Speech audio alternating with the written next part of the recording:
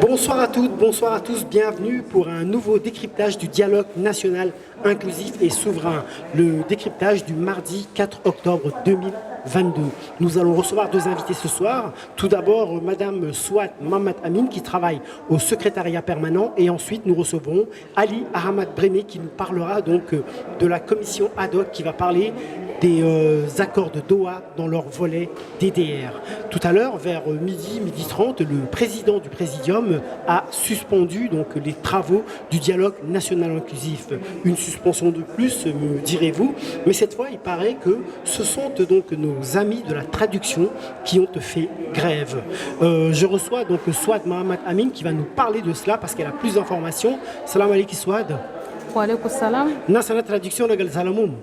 أنا نتكلم لكم أنا سعاد محمد أمين منبر أنا سكرتارية بيربنا وعلم ده وزهنا في الساعة ده ريزوليسيون هنا أدوك وكاي دي شارج دي ترانزيسيون وكالندري هنا ترانزيسيون وما وقفوا خدمة ده بميدي وقفوا خدمة ده لحد لميدي لأن ناس الترجمة هم زعلانين وقرصهم ما بعرفوا بيكونوا قرصهم عدد ينتم كده ما عارفين ومن البداية هنعمل كمين جينا قاعدين لمينا سينا اجتماع هم مكلموا لنا بقرص هنا participants عددنا participants on donne par jour 30 000 chaque participant il a 30 000 par jour pour un mois et jusqu'à maintenant أنينا عمل لهسه ماشي ديالوج ده قريب يكمل وناس الترجمة وناس السانتي وناس السكريتي وناس الإعلام وناس البروتوكولا وناس الريستوراسيون وناس الأمانة العامة ناس السكرتارية بيرمانا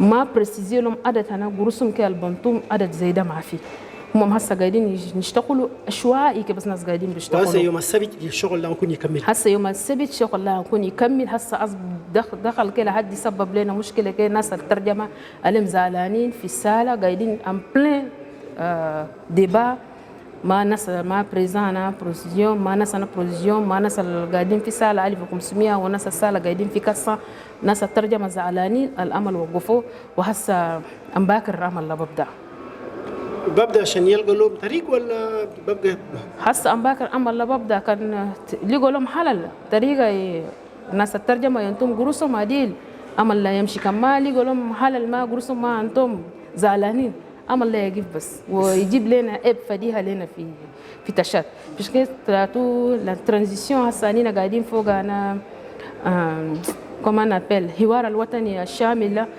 ده عمل كانوا خدموا له إيتا أنا تشاجي بيكون ناس التشادين وده ناس كان ناس الترجمة كان ناس الإعلام كان ناس البروتوكولا كان ناس الصحفيين كان ناس السكرتارية بيرمانا كان ناس السانتي كل دايرين يوخرهم بس دايرين يبريسيزي له مش الناس السكرتارية مش الناس البارتيسيبا أنتم عدد أنا جروسهم مش لا هم كل دايرين بعرفوا عشان العمل اللي يكمل بالأمن والسلام ما يجيب لنا مشاكل فيه. شكرا سؤال. شكرا ده بس رسالة وجهتها لهم خليش يسموا وما يدسوا الناس يبقوا زعلانين وأمل ماشي يكمل وناس زعلانين منه ما كويس.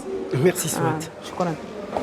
Nous recevons donc Ali Ahmad Brémé dans cette deuxième partie du décryptage pour nous parler donc des accords de Doha dans leur volet DDR. Bonsoir Ali Ahmad Brémé. Vous êtes expert en gouvernance publique et en développement. Vous avez été l'ancien coordonnateur national donc de la réinsertion des militaires tchadiens. C'est bien cela? Oui. Cette commission ad hoc qui va plancher sur le volet DDR, que va-t-elle faire exactement? Et que signifie DDR? Merci beaucoup. Le DDR, c'est le désarmement, démobilisation, réinsertion et réintégration. C'est un processus qui a un enjeu capital. Ce processus, s'il réussit, c'est que la sécurité est garantie. Si ce processus ne réussit pas, c'est que nous risquerons d'être plongés dans une insécurité. Pourquoi j'ai dit cela? Nous allons faire venir dans le cadre du désarmement et de démobilisation des ex-combattants. Dans le cadre de ce DDR, nous allons faire venir des ex-combattants dans le pays.